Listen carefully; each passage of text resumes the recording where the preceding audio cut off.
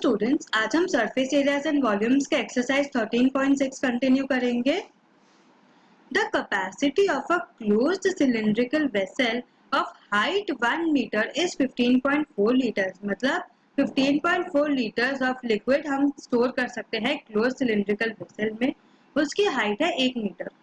How many square metres of metal sheet would be required to make it. मतलब हमें metal sheet के कितने square metre चाहिए जिससे कि हम वो क्लोज सिलिंड्रिकल वेसल बना सकें।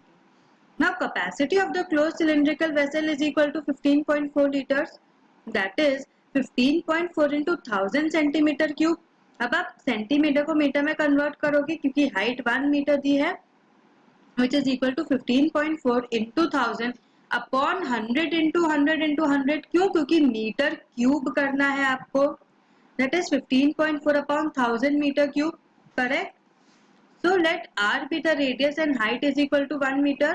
तो वॉल्यूम क्या हो गया? pi r square h, that is pi r square h is equal to 15.4 upon 1000, that is 22 by 7 into r square into 1 meter cube is equal to 154 upon 1000 meter cube, correct? So यहाँ पे अब आप r को subject बनाओगे, r को subject बनाओगे तो ये जो न्यूमरेटर है वो यहाँ नीचे चला जाएगा, दैट इज 22 नीचे चला जाएगा, करेक्ट? तो ये हो जाएगा, तो ये r स्क्वायर हो जाएगा 154 इंटू 7 अपॉन 10,000 इंटू 22, करेक्ट? यहाँ पे रिलेशन के लिए हम यहाँ से न्यूमरेटर से डेसिमल हटा देंगे, करेक्ट? सो डेसिमल हटा देंगे तो डिनोमिनेटर में एक 10 और मल्टीप्लाई कर देंगे, दैट इज 1000 इंटू 10 हो जाएगा। समझ आया? तो आपको r स्क्वायर कितना मिला? 49 अपॉन 10,000, ठीक है? तो r कितना होगा? 7 अपॉन 100, क्योंकि वो r स्क्वायर था, आपको चाहिए खाली r। So now total surface area of the cylindrical vessel क्या होगा? 2 pi r into h plus r, क्योंकि क्वेश्चन में आपको टोटल सरफेस ढूंढना है।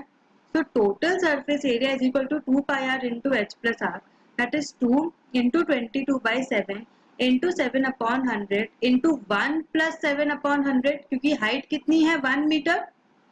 तो सरफेस एरिया कितना स्क्वायर मीटर्स में होगा? That is metre square, and volume हमेशा क्यूब में होगा। तो जब आप इसको पूरा सॉल्व करोगे तो आपको क्या मिलेगा? 0.4708 metre square. Thus the required sheet और the area of the required sheet is equal to 0.4708 metre square. समझ आया? Next, a lead pencil consists of a cylinder of wood with a solid cylinder of graphite filled in the interior। आपको पता है pencil कैसा होता है? Would की pencil होती है, उसके ऊपर एक ग्रेफाइट का निब रहता है जिसको आप शार्प करते हो, जिससे लिखते हो। The diameter of the pencil is 7 millimeter and the diameter of the graphite is 1 millimeter। Pencil की डायमीटर कितनी है? 7 millimeter and graphite की डायमीटर कितना है? 1 millimeter। If the length of the pencil is 14 centimeters, find the volume of the wood and that of the graphite। तो मतलब pencil की length कितनी है? 14 सेंटीमीटर। आपको क्या ढूंढना है? वुड का वॉल्यूम एंड ग्रेफाइट का वॉल्यूम, करेक्ट? तो diameter is equal to 1 millimetre which is equal to 1 upon 10 centimetre, correct? तो रेडियस क्या हो जाएगा? 1 अपॉन 10 इंटू 1 अपॉन 2, क्योंकि रेडियस क्या होता है? डायमीटर का हाफ, करेक्ट? यहाँ आपको कंफ्यूजन नहीं होना चाहिए। ये 1 बाई 10 सेंटीमीटर डायामीटर है, तो रेडियस क्या होगा? 1 by 10 into 1 by 2 which is equal to 1 by 20 centimetre. Very important, ये स्टेप में आप गलती कर सकते हो, तो ये नहीं करना, ठीक है? तो लेंथ कितनी है पेंसिल की? 14 centimetre. What is the volume? Pi are square h, correct? so 22 by 7 into 1 by 20 into 1 by 20 into 14, so thus volume is equal to 0.11 centimeter cube, correct? so diameter of the pencil आपको कितना दिया है? 7 millimeter which is equal to centimeters। so radius क्या होगा? 7 upon 10 into 1 by 2 centimeter, correct? and height इसकी 14 centimeter दी है, तो volume of the pencil क्या हो जाएगा? Pi are square H, that is capital R square. So 22 by 7 into 7 upon 20 the whole square into 14, correct? क्योंकि radius क्या हो गया? 7 अपॉन 20। तो जब आप इसको पूरा सॉल्व करोगे आपको मिलेगा volume of the pencil is equal to 5.39 centimetre cube. समझ आया? Easy sum. तो वॉल्यूम ऑफ द वुड क्या हो गया? आपको तो वुड की वॉल्यूम चाहिए, सो volume of pencil minus volume of graphite, that is 5.39 centimetre cube minus 0.11 centimetre cube. So volume of wood is equal to 5.28 centimeter cube, correct? So thus the required volume of the wood is equal to 5.28 centimeter cube.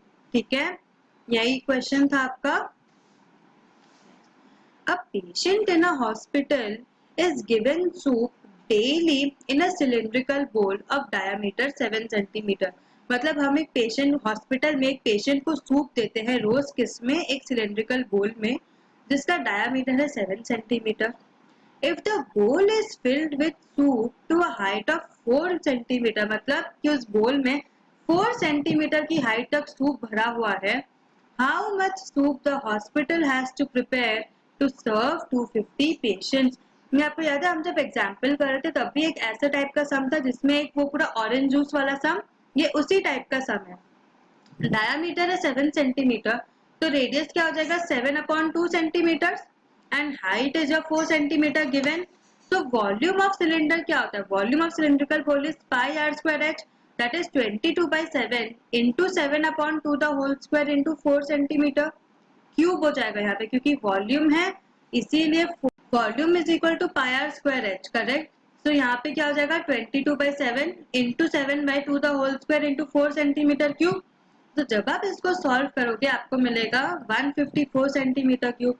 So volume of soup in one bowl is equal to 154 centimetre cube. तो volume of soup in 250 bowls कितना हो जाएगा? 154 into 250, correct, which is equal to 38,500 centimetre cube. तो यहाँ पे centimetre cube में है, but आपको पता है सूप कितना लीटर्स में होगा. So what will be the volume of soup in 250 bowls in litres? 38,500 divided by 1000 liters, which is equal to 38.5 liters. समझ आया? Therefore, volume of soup in 250 bowls is equal to 38.5 liters. So, what have you learned today? आज हमने आपका exercise complete किया. ये सारे sums देखो बहुत इंपॉर्टेंट है, क्योंकि ये चैप्टर जितना बड़ा है उतना ही वेटेज रखता है. इस चैप्टर के बहुत जो सम्स है वो बहुत ज्यादा मार्क्स के आपके एग्जाम में आ सकते हैं, क्योंकि इसमें बहुत कुछ है पूछने के लिए. तो इसीलिए आप इसमें कोई भी सम नहीं स्किप कर सकते, कोई फॉर्मूला नहीं लीव कर सकते, क्योंकि कोई भी फॉर्मूला के बेसिस पे आपको क्वेश्चन पूछ सकता है.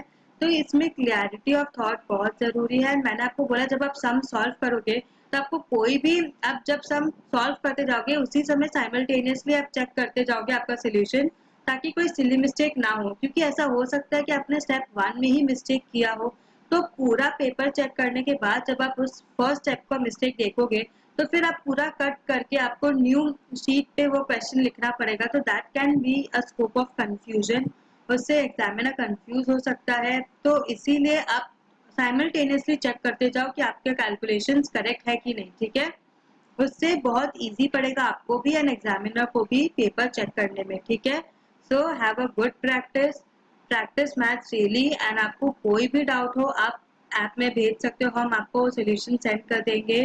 सो लेकिन आपको सेशंस ध्यान से सुनने की, अगर आप सेशंस अच्छे से देखोगे समझोगे तो आपको डाउट्स नहीं आएंगे. ठीक है, have a good practice. Thank you.